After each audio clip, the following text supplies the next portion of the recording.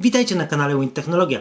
Jestem Rafał i zapraszam na materiał, jakiego laptopa gamingowego wybrać w przedziale między 4 do 5 tysięcy.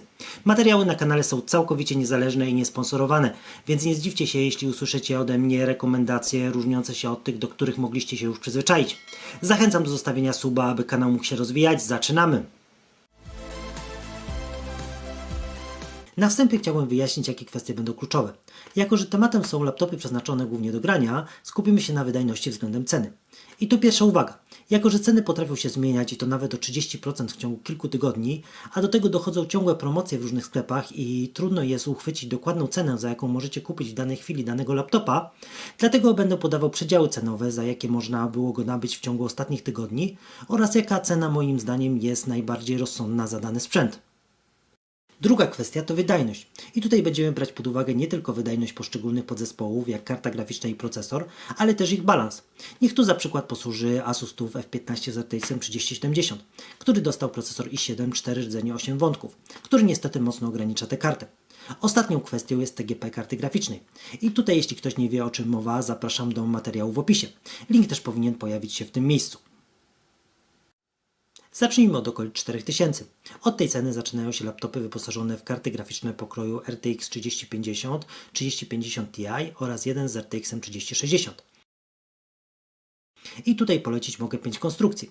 Zaczynając od końca, na czwartym miejscu mamy Della z RTX 3050 z TGP na poziomie 80 W oraz procesorem Intel i5 10200H. Jest to najtańsza opcja, ponieważ można go zakupić poniżej 4000. Niestety wiąże się to z kilkoma wadami. Pierwszą najważniejszą to procesor, który delikatnie ogranicza kartę graficzną, ponieważ posiada jedynie 4 rdzenie 8 wątków. Kolejną wadą jest matryca o słabym odzorowaniu kolorów oraz brak MUX-a. Powoduje to ograniczenie ilości wyświetlanych klatek, głównie w grach e-sportowych. Przykładowo w CSGO jest to około 100 fps. Możemy jednak obejść to ograniczenie, grając na zewnętrznym ekranie podłączonym do laptopa. Na trzecim miejscu mamy Gigabyte'a G5 GDF w wersji z RTX 3050 Ti i procesorem i5 10400, 6 rdzeni 12 wątków oraz 144 Hz matrycą o odzorowaniu kolorów na poziomie 99%. Trafił on na to miejsce z uwagi na TGP karty, który wynosi jedynie 75 W oraz brak wcześniej wspomnianego MUX-a. Plusem, a zarazem minusem laptopa jest też konstrukcja. Oparta na popularnej obudowie Clevo, co z jednej strony zapewnia dostęp do części w przypadku uszkodzeń mechanicznych, ale też mamy tu do czynienia z bardzo słabym montażem zawiasów. Niewątpliwym plusem jest za to łatwy dostęp do baterii oraz klawiatury. Przedział cenowy, w jakim możecie zakupić ten model, to od 4300 zł do 4600 zł. Na miejscu drugim znalazł się Asus ROG Strix G15. Jeśli interesuje Was pełna recenzja tego modelu, to link znajdziecie w opisie oraz powinien on pojawić się w tym miejscu. Największymi zaletami jest mocny procesor R7 4800H oraz RTX 3050 w najmocniejszej wersji 95 W. Dodatkowo producent wykorzystał ciekły metal zamiast pasty termoprzewodzącej, co zapewnia dobrą transmisję ciepła między procesorem a radiatorem. Jeśli chodzi o wady tej konstrukcji, to jest to matryca o słabym odzorowaniu kolorów oraz podobnie jak w przypadku Della i Gigabyte'a brak przełącznika MUX. Przedział cenowy tego modelu to między 4299 zł a 4599, ale zdarzają się promocje pozwalające na zakup w okolicy 3899 zł, co biorąc pod uwagę wydajność jest ceną bardzo dobrą. Na pierwszym miejscu umieściłem dwa laptopy. Pierwszym z nich jest Legion 5, podobnie jak w Asusie mamy tu RTX-a w jednej z mocniejszych wersji, czyli 90-95 W. Natomiast procesor to Ryzen 5 5600, 6 rdzeni 12 wątków, czyli trochę słabszy niż w Asusie, ale całkowicie wystarczający, aby nie ograniczać zamontowanej w nim karty graficznej.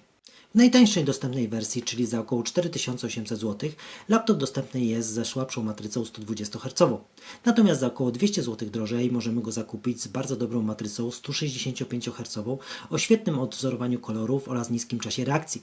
Dodatkowo jako jedyny posiada MUX-a, a to da Wam dodatkową wydajność w chwili, gdy będziecie tego potrzebowali, zwłaszcza w grach e-sportowych. Ex aequo z Legionem na pierwszym miejscu umieściłem laptopa z RTX 3060. W przedziale cenowym do 5000 jest to jedyna taka konstrukcja, jest to Gigabyte G5KC. Posiada on kartę o mocy 105 W wspieraną przez procesor Intel i5 10500H.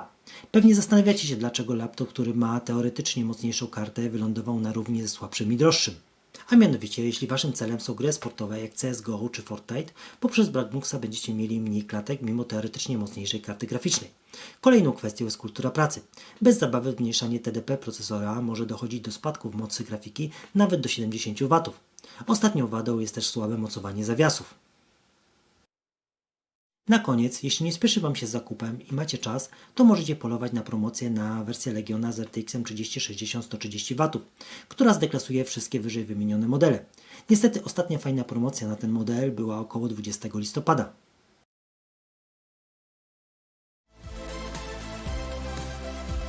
Dziękuję za uwagę i zachęcam do zostawienia suba, ponieważ w przeciągu kilku dni pojawi się materiał na temat wyboru laptopa dla graczy z przedziału między 5 a 6 tysięcy oraz materiał wyjaśniający dokładnie czym jest MUX i kiedy powinniście wybierać laptopa w niego wyposażonego. Do zobaczenia!